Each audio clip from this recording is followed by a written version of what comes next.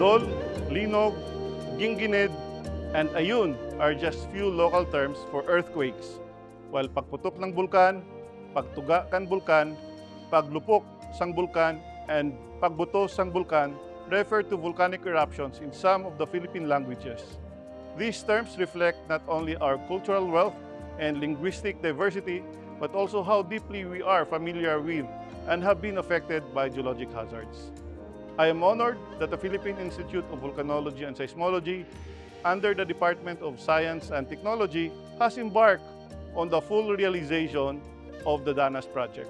With the support and monitoring of the DUST Philippine Council for Industry, Energy, and Emerging Technology Research and Development, as well as our partner institutions, Don Mariano Marcos State University in La Union and the University of the Philippines in Visayas, this initiative marks a significant step in advancing science communication and disaster preparedness by integrating local knowledge into our disaster resilience strategies. Our objectives are simple yet profound. We aim to create a culturally sensitive and gender-inclusive methodology.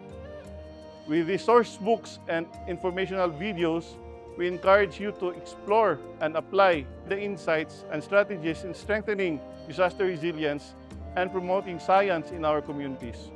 Together, let's build a future where science and local narratives unite in delivering a brighter and safer tomorrow for the people.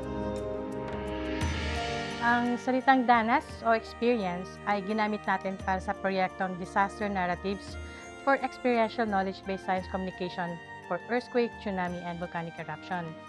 Ang purpose natin sa project na to ay makuha yung mga kwento ng ating mga kababayan mula sa iba't ibang parte ng Pilipinas na ginagamit ang lokal na pananalita. Ang gusto nating marating ay magkaroon tayo ng mga source books base sa mga kwento ng ating mga kababayan sa iba't ibang lengguwahe para mas nakaka-relate sana yung ating mga kababayan na gagamit ito.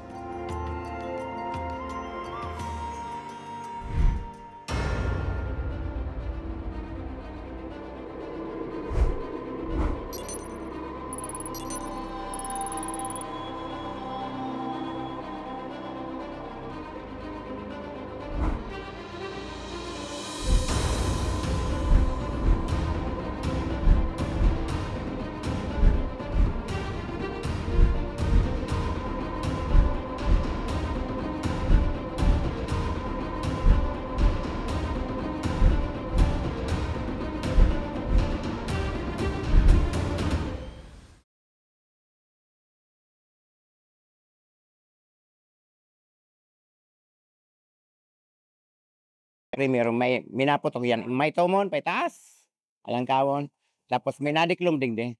Ta an daraka ito, iyon na nga nito, so abo na. Dahil ka maalon, perming banggi dingding, minadiklomon. Kaya lang, pag talagang nakapurak na ito, ayun, maputi na araw kaan. Iyong iyo yan po, pag puminutok siya, minadiklomon dingding. Kana garing nasusukluban kan aspol, nasusukluban dingding sa moya. Pag puminutok yan, minadiklom sana. Tapos mga few hours o kaya minuto, yan, minabagsak na, abo na. Abo na. Pag sinabayan kan oran, yan, yung malala. Minadukot sa ano, minadukot. Kung warang oran, pag kinor ko niyan, mali mo tulusan abo. Pag may oran, minadukot na yan. Karing ipasta. Ito naman, noong 1984, makusugon man ito na erupsyon kan mayon. So abo, grabe man sa abo ka ito. Halos, dahil magirilingan din tinampuman pag nagsarabatan ka mo. Mga auto, nag-iilaw ya pag nagsarabatan, taday nagirilingan. So abong sobra.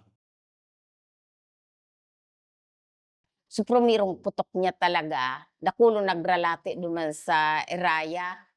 O ngunyan, makaskason madam suplo. O kaya may inarabot baga duman.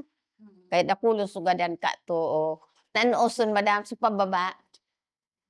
So pag sa taas, toga na pod. Pag sa baba, osod.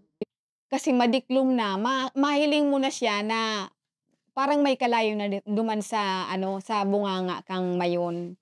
Pero demi ma'am ka ito nahiling pa nung nagababa na kasi medyo haloy pa man nagbaba. Banggi na ka ito. Mahiling mo na nagababa na so kalayo.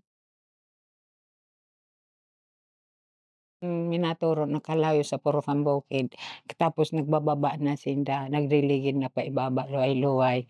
Pigiling mi, nagkakalayo sa Purokang Bukid, mapulahon. Tapos iyon na ito pagputok. Nagtuturo ng kalayo. Kuan, brown, lapok. So, taboy mga brown ang kulor. Mainit, mainit. Tamala na igwang noong 1968 na digdig yan sa ano na yan. May mga karabaw bagang dahil ako, tinamaan ka ito, nagkagardahan. Tinamaan kang lahar, flow. Mainit, mainit. Pag yan pati puminutok, digdi ma'am, ano digdi? Garing naglilindol digdi. Sabay digdi sa muya. Nagiyog-yog digdi. Tara niyon man sana. Mga rolami sa mga ning araw kan kaito, naghihiro yan. Parang may lindol man na sabay digdi sa muya kaito. Pag yan puminutok na makusog-kusog, iyo ang na-experience mi digdi. Nagiyog-yog man kami digdi.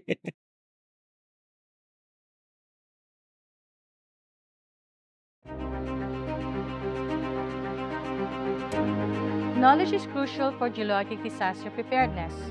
The dinosaurs books provide clear, local language descriptions of earthquake and volcanic hazards. By understanding these hazards through the lived experiences of survivors, you are taking a vital step towards disaster resilience. Use the dinosaurs books and additional resources to enhance your geologic disaster preparedness. Let's come together to build a safer, more informed community. Your awareness and action make a difference.